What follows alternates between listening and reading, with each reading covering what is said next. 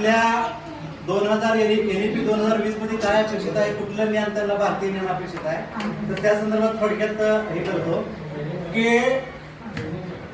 भारतीय ज्ञानामध्ये आपली भारतीय परंपरा ही ऋषींची परंपरा आहे.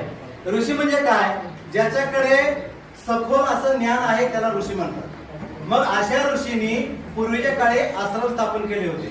मग भारतीय आयुर्वेद म्हणतो आपण, आयुर्वेद ह्या आयुर्वेदाचा पाया जर कोणी घातला असेल तर ते धन्वंतरी आपण म्हणतो की आरोग्यामध्ये जे आहे ते धन्वंतरी, त्या धन्वंतरीने पाया घातलेला आहे आरोग्याचा, वैद्यक शास्त्राचा.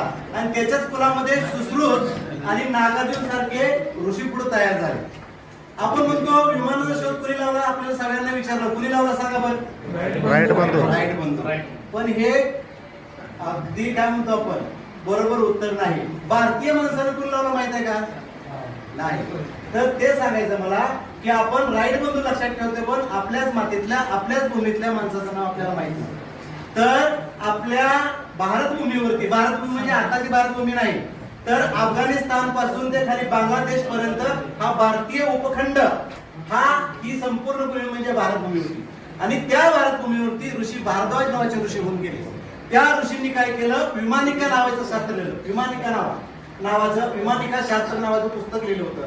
आणि त्याच्यामध्ये 97 प्रकारचे विमान बनवायचे, 20 प्रकारच्या वेगवेगळ्या पद्धती त्यांनी वर्णन करून केले होत्या. 1 मजली 2 मजली अशा प्रकारचे विमान त्या ठिकाणी बनवले जात होते.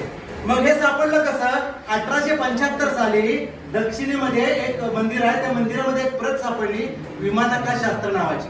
मग ह्याच्यावरती अभ्यास कोणी केला, तर आपला मराठी माणूस शिवकर बापूजी तळपळे यांनी काय केलं, त्याच्यावरती अभ्यास केला आणि ते जे संस्कृतच्या श्लोकामध्ये ज्ञान होतं ते डिकोडिंग केलं, म्हणजे त्यातनं वेगवेगळं केलं आणि त्याच्यावर आधारित त्याने विमान बनवलं आणि जुहू चौकडीवरती उडवलं.